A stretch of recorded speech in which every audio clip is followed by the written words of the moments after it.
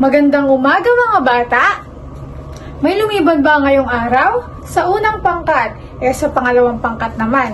Magaling! Ikinagagalak ko na walang lumibad ngayong araw.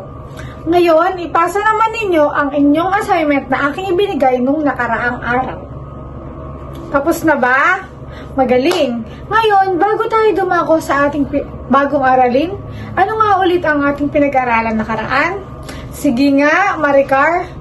Magaling! Ang ating pinag-aralan nakaraan ay tungkol sa pang-abay. Ngayon naman, dadako tayo sa ating panibagong aralin. Ngayon naman, bago tayo dumako sa ating panibagong aralin, meron akong inihandang litrato at ang inyong gagawin ay tukuyin kung ano ito. Ano ang napapansin ninyo sa larawan? Magaling! Ano pa? Sige nga!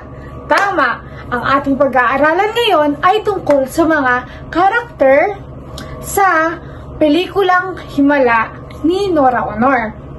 Ngayon, dumako tayo sa pangunahing karakter sa Himala. Si Elsa ay si Nora Aunor.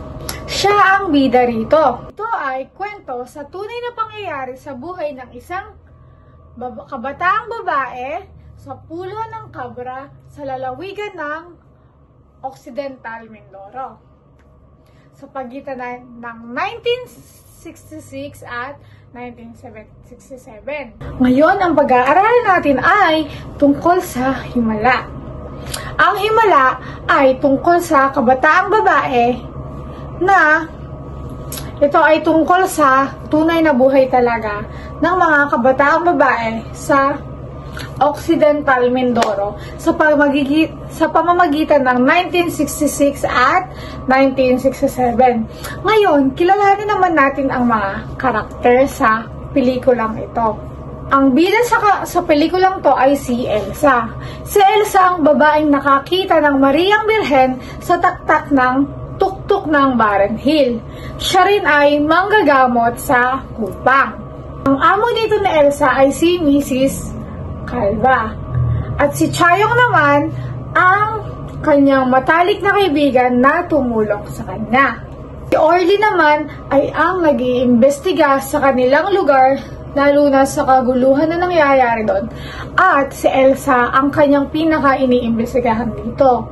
Si Orly ay isang tagagawa ng pelikula na nag-iimbestiga sa kanilang lugar doon sa kaguluhan, lalong-lalo na kay Elsa. At ang tumayong nanay naman ni Elsa na umampon sa kanya ay si Aling Saling. Ngayon, kumuha kayo ng sagutang papel at sagutan ito. Tapos na ba mga bata? Kung gayon, makipagpalitan na kayo sa inyong katabi at huwag kalimutan ang iniwastoni. Sino ang nakakuha ng 5? 4, 3, mahusay. Naman, para sa ating aktibidad, igugrupo ko kayo sa 3 grupo. Ito ang unang grupo, pangalawang grupo, at ikatlong grupo. Ang ating aktibidad ay pagsusuri ng tauhan at mensahe ng Himala. Ang layunin nito ay matukoy at masuri ang papel ng mga pangunahing tauhan sa kwento ng Himala at ang epektong ng kanilang desisyon sa komunidad ng kupang. Naiintindihan ba mga bata? Ngayon, meron na tayong panalo sa ating aktibidad, ang unang grupo. Bigyan natin sila ng 3 palakpak. Ngayon naman ay magkakaroon tayo ng pagsusulit. Kumuha ng sagutang papel at isulat ang nasa pisara. Maaari nyo bang basahin ang ating panuto? Basahin ng mabuti ang bawat tanong.